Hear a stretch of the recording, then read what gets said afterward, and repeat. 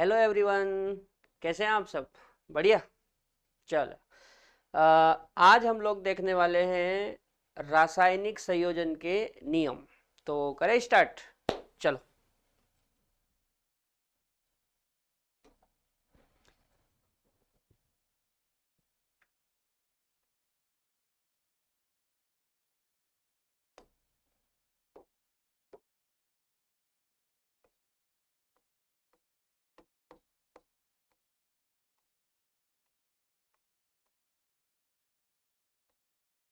रासायनिक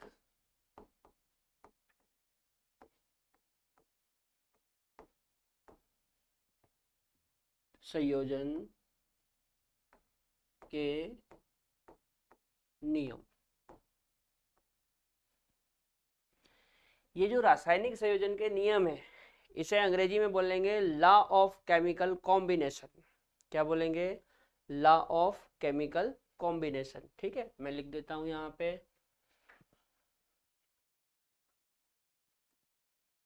law of chemical combination.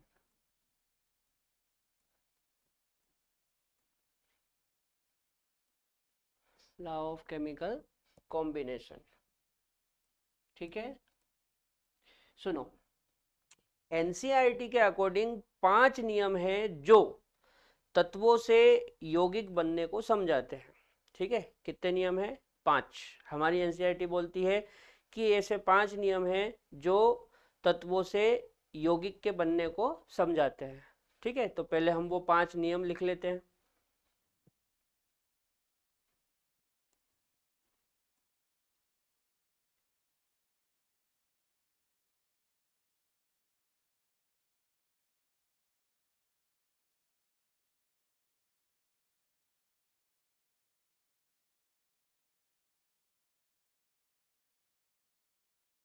निम्नलिखित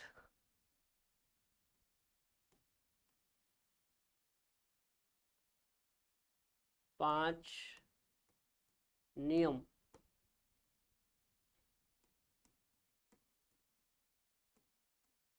तत्वों से यौगिक के बनने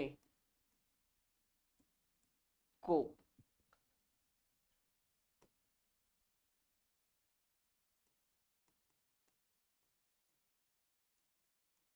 समझाते हैं। अब 5 नियम कौन से बेटा, तो वो मैं एक एक करके लिख देता हूं। ठीक है, पहला है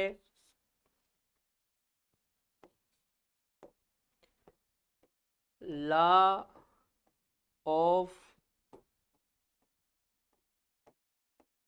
कंजर्वेशन ऑफ मास। ठीक है, law of conservation of mass.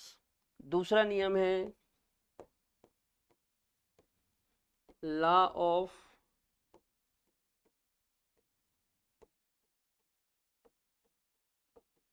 Definite proportion.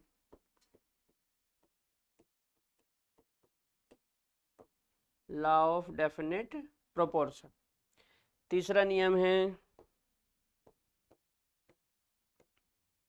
Law of multiple proportion.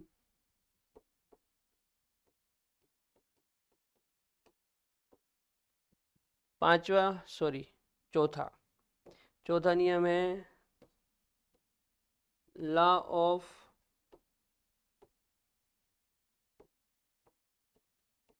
Gaseous volumes. और पांचवा नियम है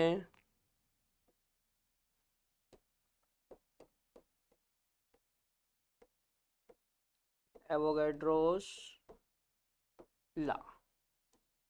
ठीक है बेटा, ये 5 नियम है जो तत्वों से यौगिक के बनने को समझाते हैं। पहला कौन सा? Law of conservation of mass. दूसरा, लॉ ऑफ डेफिनेट प्रोपोर्शन। तीसरा, लॉ ऑफ मल्टीपल प्रोपोर्शन। चौथा, लॉ ऑफ गैसियस वॉल्यूम्स। और पांचवा है एवोगैड्रोस लॉ। ठीक है, अब कौन से नियम में क्या बताया गया वो हम एक एक करके समझते हैं। चले, चलो, सबसे पहला क्या है? Law of conservation of mass. Law of conservation of mass. अच्छा, इसे हिंदी में बोलते हैं बेटा द्रव्यमान संरक्षण का नियम। क्या बोलते हैं? द्रव्यमान संरक्षण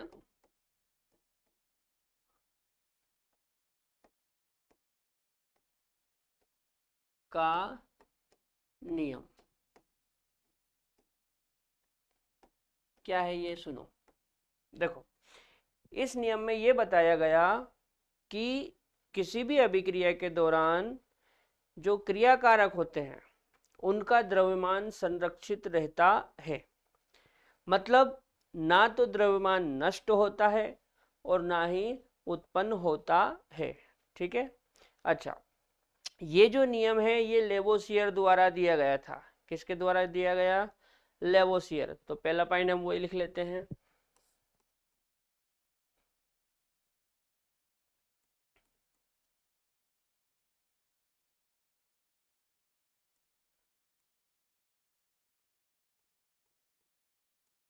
यह नियम लेवोसियर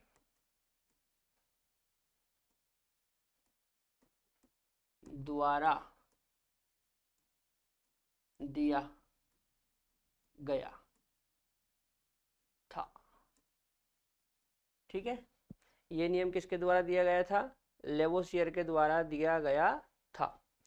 अब लेवोसियर ने क्या बोला कि अभिक्रिया के दौरान जो क्रियाकारक होते हैं उनका द्रव्यमान संरक्षित रहता है, मतलब सुरक्षित रहता है।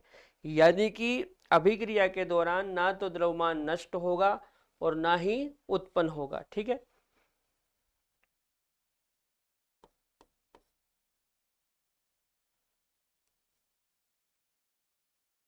इस नियम के अनुसार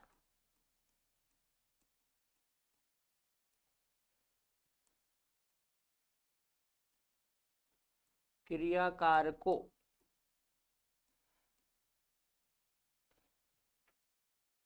का द्रव्यमान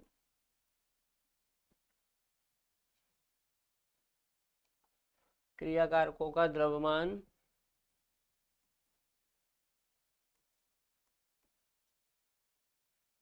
संरक्षित रहता है। क्रियाकारकों का द्रव्यमान कैसा रहता है? संरक्षित रहता है। इसका क्या मतलब है? अर्थात अभिक्रिया के दौरान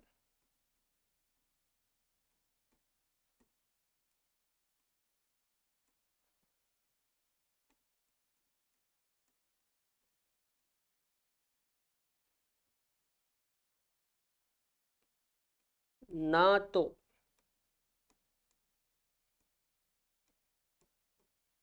द्रव्यमान नष्ट होगा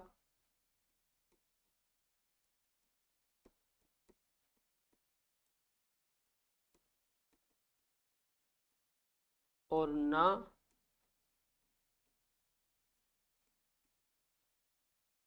निर्मित होगा। ठीक है बेटा, ये मतलब है इस बात का कि क्रियाकारकों का जो द्रव्यमान है वो संरक्षित रहता है। यानी कि अभिक्रिया के दौरान द्रव्यमान ना तो नष्ट होगा और ना ही निर्मित होगा। अच्छा, एक बात और, इस नियम के अनुसार जितना द्रव्यमान अभिकारक का होता है उतना ही द्रव्यमान उत्पाद का भी होता है। मतलब अभिकारक और उत्पाद का द्रव्यमान समान रहता है। ठीक है, तो अगला पॉइंट हो जाएगा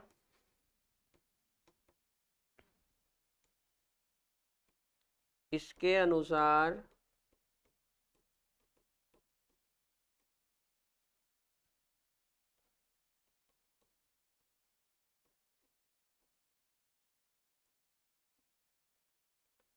अभिक्रिया में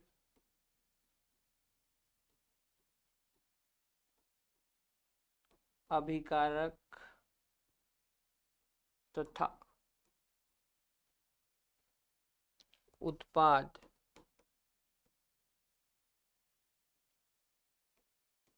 का द्रव्यमान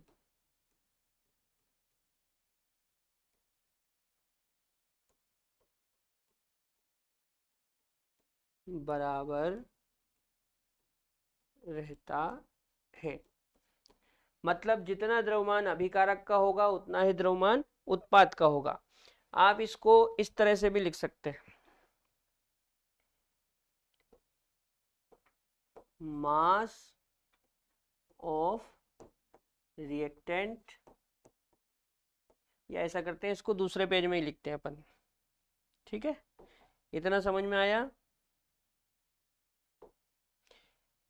ये एक बार नोट कर लो।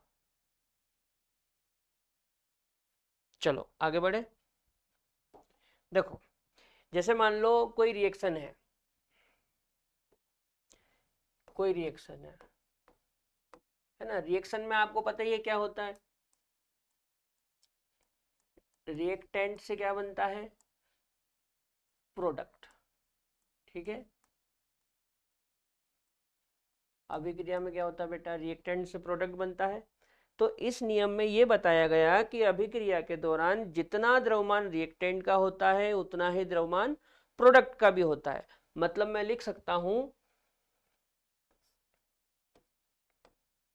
मास ऑफ रिएक्टेंट, यार मतलब reactant equal to mass of product. मतलब जितना द्रव्यमान रिएक्टेंट का होगा उतना ही द्रव्यमान किसका होगा, प्रोडक्ट का होगा। इतनी बात याद रहेगी। इसको हम एक एग्जाम्पल से समझते हैं। ठीक है, समझो। देखो, जैसे मान लो मेरे पास कैल्शियम कार्बोनेट है। क्या है, कैल्शियम कार्बोनेट, CaCO3। अब मैं इस कैल्शियम कार्बोनेट को हीट करता हूँ। क्या करता हूँ, हीट, गरम करता हूँ। तो गरम करने पे ये टूटेगा और बनेगा कैल्शियम ऑक्साइड प्लस CO2। ठीक है, क्या बनेगा, कैल्शियम ऑक्साइड प्लस CO2। अब मान लो कि ये 100 ग्राम है, कैल्शियम कार्बोनेट कितना है, 100 ग्राम, और CO2 44 ग्राम है। ठीक है, कैल्शियम कार्बोनेट कितना है, 100 ग्राम, और CO2 है 44 ग्राम। तो CaO का ग्राम कितना होगा। मान लो यहाँ पे अपन इसको X मान लेते हैं। क्या मान लेते हैं, X। तो ये X कितना होगा, तो ये कैसे पता करेंगे। देखो, हमारा जो नियम है उसके अनुसार क्या होता है, mass of reactant equal to क्या होता है, मास ऑफ प्रोडक्ट, यही होता है। अब आप बताओ रिएक्टेंट का मास कितना है, 100 ग्राम। तो यहां पे लिख लिया अपन ने 100 इक्वल टू, प्रोडक्ट में देखो दो चीजें हैं, कैल्शियम ऑक्साइड और CO2। तो जो कैल्शियम ऑक्साइड है इसका X माना हुआ है और CO2 का 44। ठीक है, अब मेरे को ये X पता करना है कि ये X कितना है। तो करना कुछ नहीं है, X इक्वल टू 100 माइनस इसको इधर लाएंगे तो 44, 100 में से 44 जाएगा तो कितना आएगा, 56 ग्राम। ठीक है, इसका मतलब ये हुआ कि इस अभिक्रिया में जो कैल्शियम ऑक्साइड है उसका द्रव्यमान कितना होगा 56। बोलो इतना समझ में आया। एक और एग्जांपल देखें। यहाँ पे कैल्शियम ऑक्साइड का मास कितना आया 56 ग्राम। बोलो समझ में आया। आगे बढ़े। चलो जैसे मान लो एक दूसरा एग्जांपल है,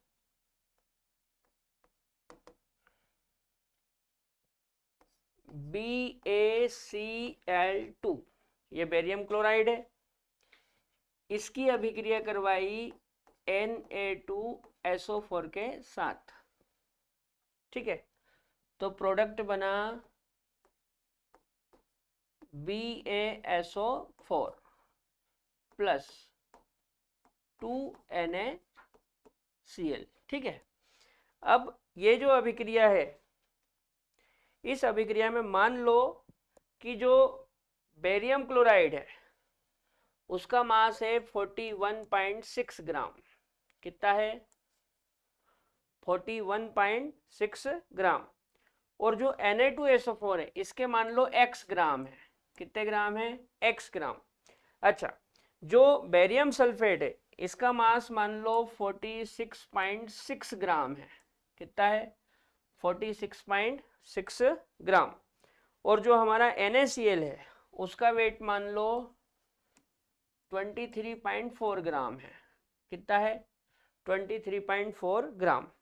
अब मान लो आपसे ये पूछा जाए कि भैया इस अभिक्रिया में Na2SO4 कितना होगा, मतलब जो सोडियम सल्फेट है वो कितना होगा, तो कैसे करेंगे। हमारा जो द्रव्यमान संरक्षण का नियम है वो क्या बोलता है कि mass of reactant equal to होता है मास ऑफ प्रोडक्ट। ठीक है। अच्छा, अब रिएक्टेंट में देखो अब की बार दो रिएक्टेंट है, बेरियम क्लोराइड और सोडियम सल्फेट, तो दोनों का मास लिखना पड़ेगा। इसका मास कितना है 41.6 प्लस इसका कितना है x इक्वल टू, प्रोडक्ट भी दो है बेरियम सल्फेट और सोडियम क्लोराइड, तो इन दोनों का मास लिख लेते हैं 46.6 प्लस 23.4। ठीक है, अब ये 41.6 प्लस x इक्वल टू, इन दोनों को जोड़ ले। चलो यहाँ पे जोड़ लेते हैं। देखो जोड़ना सिखाया मैंने तुमको। 46.6 पॉइंट के नीचे पॉइंट, पॉइंट के बाद क्या है 4, पॉइंट के पहले क्या है 3 2। ठीक है, चलो जोड़ो। 6 4 10 की 0, हाथ का आया 1, 6 3 9 और 1 10, 10 की 0, हाथ का आया 1, 4 2 6 और 1 7, और पॉइंट की जगह पे पॉइंट, मतलब कितना आया 70 ग्राम। तो दोनों को जोड़ने पे यहाँ आया 70 ग्राम। ठीक, अब मेरे को x पता करना है तो बहुत आसान है, x इक्वल टू 70 माइनस 41.6, घटाओ कितना आएगा, मैंने तुमको घटाना भी सिखाया है। देखो ये 70, अब 70 के बाद में पॉइंट लगा के जितनी चाहूँ उतनी 0 लगा सकता हूँ, अभी भी 70 है। अब यहाँ पे पॉइंट के नीचे पॉइंट, पॉइंट के बाद क्या है 6, पॉइंट के पहले क्या है 1 4, माइनस करो। तो पहले यहाँ से यहाँ लिया तो यहाँ हो गया 10, यहाँ से यहाँ लाए तो यहाँ हो गया 10, 10 में से 6 गया 4, पॉइंट का पॉइंट, यहाँ कितना बचा 9, 9 में से 1 गया 8, यहाँ कितना बचा 6, 6 में से 4 गया 2, कितना आया 28.4 ग्राम। 28.4 ग्राम। इसका मतलब यह है कि इस अभिक्रिया के दौरान जो सोडियम सल्फेट होगा उसका जो वेट होगा वो कितना होगा 28.4 ग्राम। बोलो इतना समझ में आया। आगे बढ़े। आगे बढ़े। चल अगला नियम बताओ, अगला कौन सा है, बोलो। अगला नियम था law of definite proportion, law of definite proportion. Hindi में क्या बोलेंगे इसको, हिंदी में बोलेंगे निश्चित अनुपात का नियम। क्या बोलेंगे, निश्चित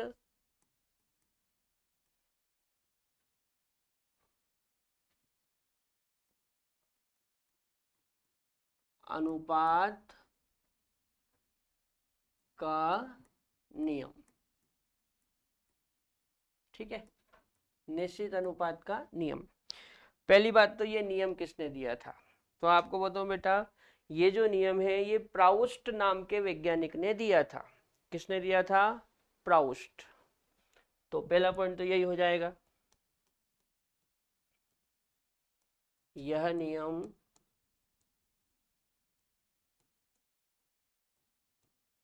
प्राउस्ट ने दिया। किसने दिया, प्राउस्ट ने दिया। सॉरी, किसने दिया, प्राउस्ट ने। अब इस नियम में क्या बताया गया, सुनो। इस नियम में यह बताया गया कि किसी यौगिक में उपस्थित जो तत्व होते हैं उन तत्वों के द्रव्यमान का अनुपात हमेशा निश्चित होता है। किसी यौगिक में जो तत्व होते हैं उन तत्वों के द्रव्यमान का अनुपात हमेशा निश्चित होता है, फिर वो यौगिक चाहे कहीं से भी लाया गया हो। ठीक है, मैं लिख देता हूं,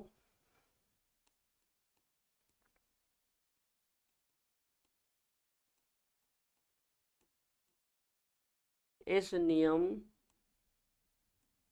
के अनुसार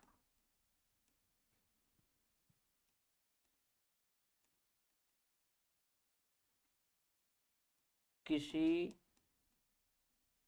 यौगिक में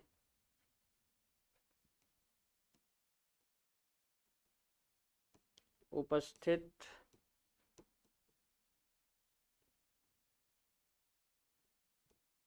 तत्वों के द्रव्यमान का अनुपात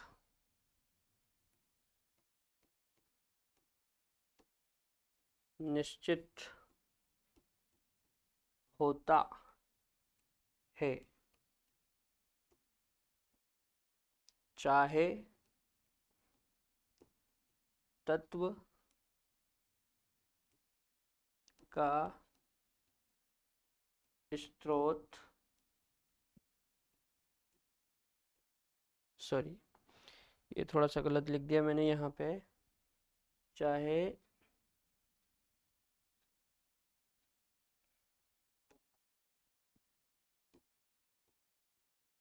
यौगिक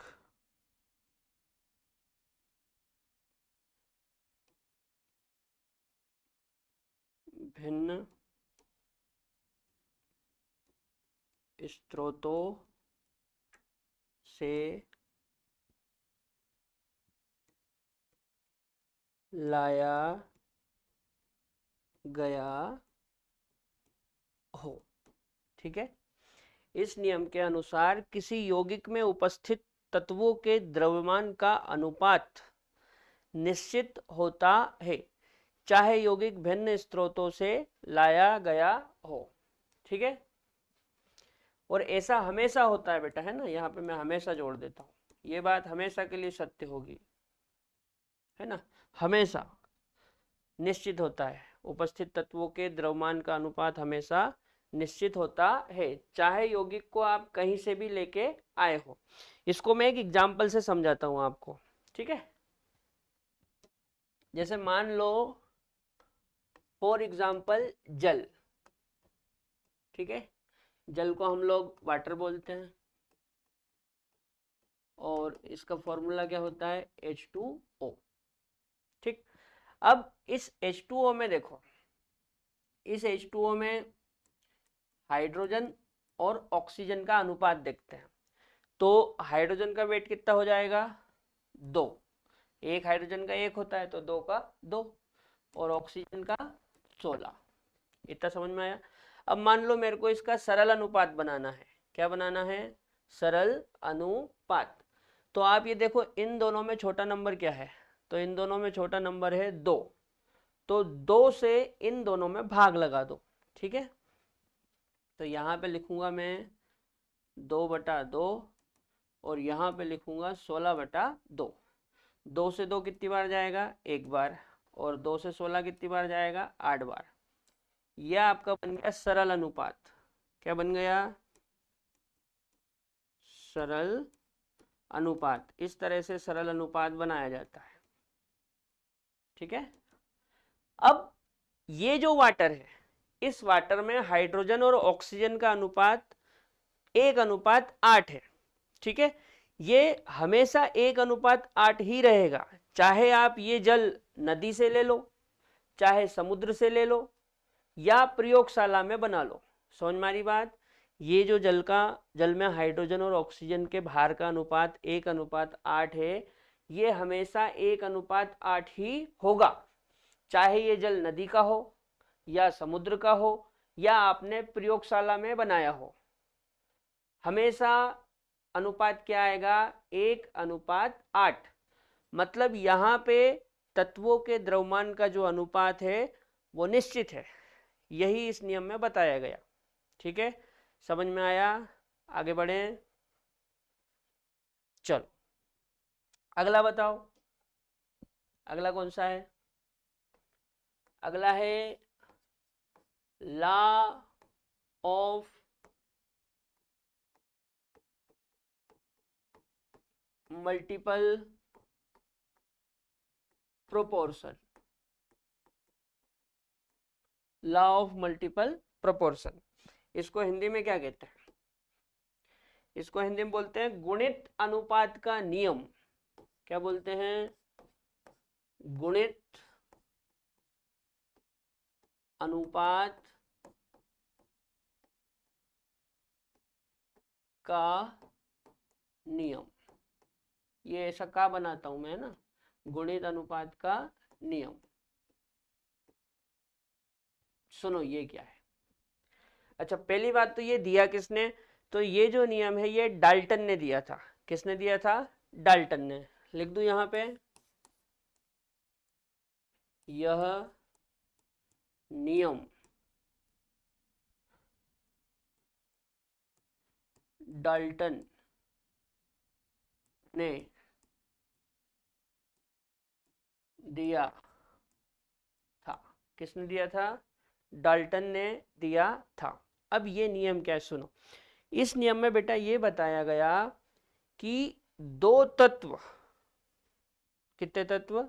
दो तत्व आपस में मिलकर जब एक से अधिक यौगिक बनाते हैं, दो तत्व आपस में मिलकर एक से अधिक यौगिक बनाते हैं, तो एक तत्व का द्रव्यमान तो निश्चित होता है, और जो दूसरे तत्व के द्रव्यमान होते हैं वो सरल अनुपात में होते हैं। नहीं आया समझ में? दो तत्व आपस में मिलकर जब एक से अधिक यौगिक बनाते हैं, तो उन यौगिकों में एक तत्व का द्रव्यमान निश्चित होता है और दूसरे तत्व के द्रव्यमान सरल अनुपात में होते हैं। ठीक है, मैं लिख देता हूं, इस नियम के अनुसार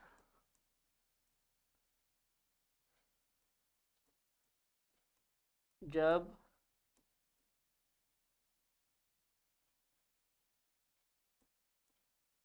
दो तत्व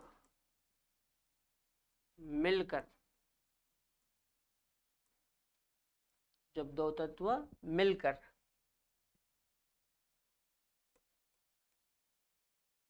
एक से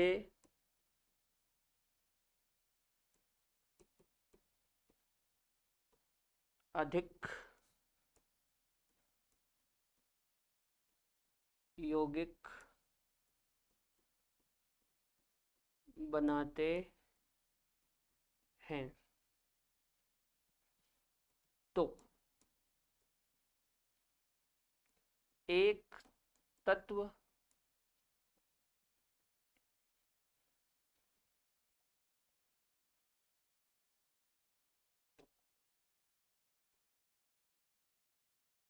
एक तत्व के द्रव्यमान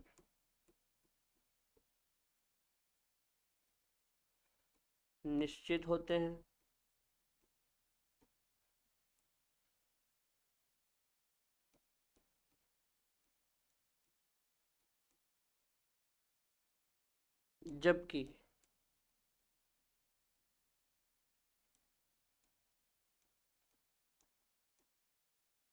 जबकि दूसरे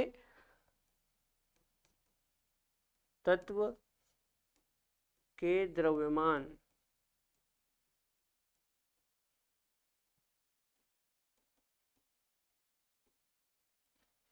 सरल अनुपात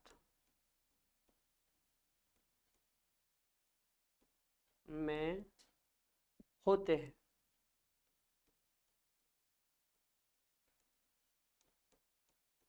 पढ़ो क्या लिखा है। इस नियम के अनुसार जब दो तत्व मिलकर एक से अधिक यौगिक बनाते हैं तो एक तत्व के द्रव्यमान निश्चित होते हैं जबकि दूसरे तत्व के द्रव्यमान सरल अनुपात में होते हैं। अब ये आपको इस तरह से समझ में नहीं आएगा, इसके लिए हमको उदाहरण देखना पड़ेगा।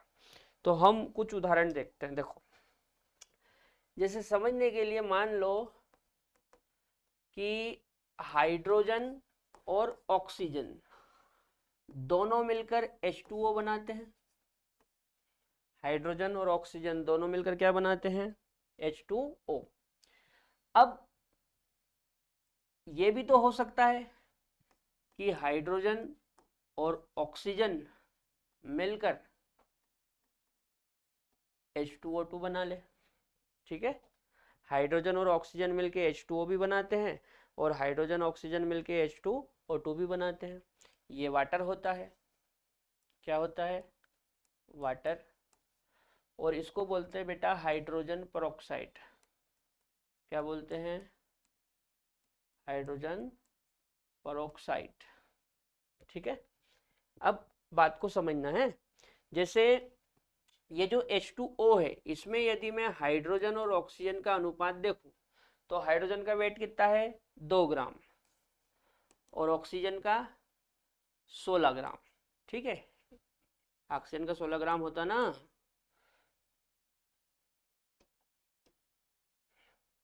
अच्छा, अब यहां पे देखो, इसमें जब मैं हाइड्रोजन और ऑक्सीजन का अनुपात निकालूंगा तो हाइड्रोजन का कितना वेट हो जाएगा?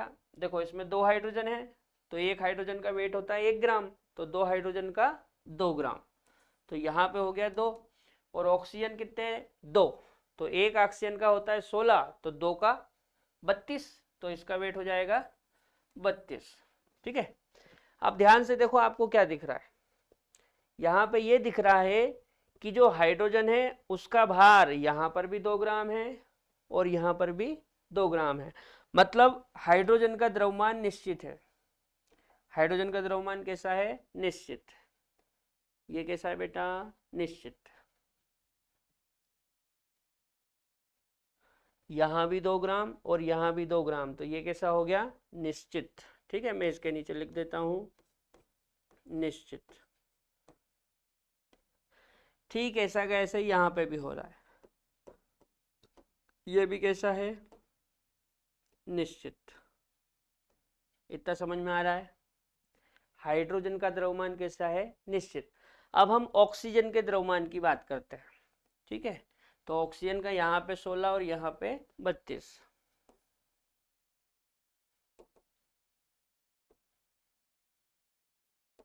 यहाँ पे कितना है 16 और यहाँ पे कितना है 32।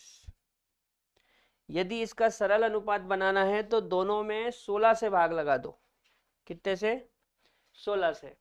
इसमें भी 16 से भाग लगा दो, इसमें भी 16 से भाग लगा दो, तो ये 16 से जाएगा एक बार और ये 16 से जाएगा 2 बार। मतलब सरल अनुपात क्या आया 1:2। ये आपका हो गया सरल अनुपात, सरल अनुपात।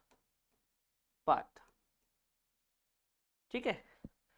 अब हमारा जो नियम है उसके हिसाब से देखो क्या बताया गया कि जब दो तत्व आपस में मिलकर एक से अधिक यौगिक बनाते हैं तो उस यौगिक में एक तत्व के द्रव्यमान निश्चित होते हैं, जबकि दूसरे तत्व के द्रव्यमान एक दूसरे के साथ सरल अनुपात में होते हैं।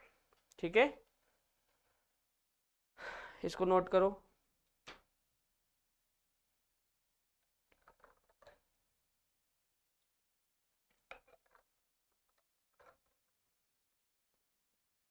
बोलो समझ में आया? एक और उदाहरण बताऊं, देखो जैसे मान लो सल्फर और ऑक्सीजन। सल्फर और ऑक्सीजन जब मिलते हैं तो SO2 बनता है। ठीक है। अच्छा, ये भी हो सकता है कि सल्फर और ऑक्सीजन दोनों मिलके SO3 बना ले। क्या बना ले? SO3। अब यदि मैं इसमें सल्फर और ऑक्सीजन का अनुपात देखूं तो सल्फर का वेट कितना होगा बेटा 32 ग्राम और ऑक्सीजन का, एक ऑक्सीजन का होता है 16 तो 2 का 32, तो इसका भी हो गया 32। ठीक इसी प्रकार यदि मैं यहाँ पे सल्फर और ऑक्सीजन का अनुपात निकालूं तो सल्फर का तो हो जाएगा 32 और एक ऑक्सीजन का होता है 16 तो 3 का 48, 16 16 16 32 16 48। अब यहाँ पे देखो सल्फर का जो भार है वो इसमें भी 32 है और इसमें भी 32 है, मतलब सल्फर का द्रव्यमान हो गया निश्चित। तो यहाँ पे लिख देते हैं निश्चित और यहाँ पे भी लिख देते हैं निश्चित। ठीक है, सल्फर का द्रव्यमान कैसा है? निश्चित। अब यदि मैं ऑक्सीजन की बात करूं तो ऑक्सीजन इसमें 32 ग्राम है और इसमें 48 ग्राम है। इसमें कितना है 32 और इसमें कितना है 48। सरल अनुपात बनाना है तो ऐसा करो दोनों में 16 से भाग लगा दो। कितने से? 16 से। यहां लिख दूं दोनों में 16 से भाग देने पर, दोनों में 16 से भाग दे दो तो ये 16 से कितनी बार जाएगा 16 दूना 32 और ये 16 से कितनी बार जाएगा 16 तिया 48, 3 बार। मतलब क्या आया 2:3। ये आ गया सरल अनुपात। क्या आ गया? सरल अनुपात। बोलो समझ में आया? सल्फर के द्रव्यमान निश्चित है जबकि ऑक्सीजन के द्रव्यमान एक दूसरे के साथ सरल अनुपात में है। तो यहाँ पे हमारा गुणित अनुपात का नियम कंप्लीट हो जाता है। अब दो नियम और बचे हैं, गैसियस वॉल्यूम का नियम और एक एवोगाड्रो का नियम। तो ये दोनों हम अगले लेक्चर में पढ़ेंगे। तब तक के लिए जय राम जी की।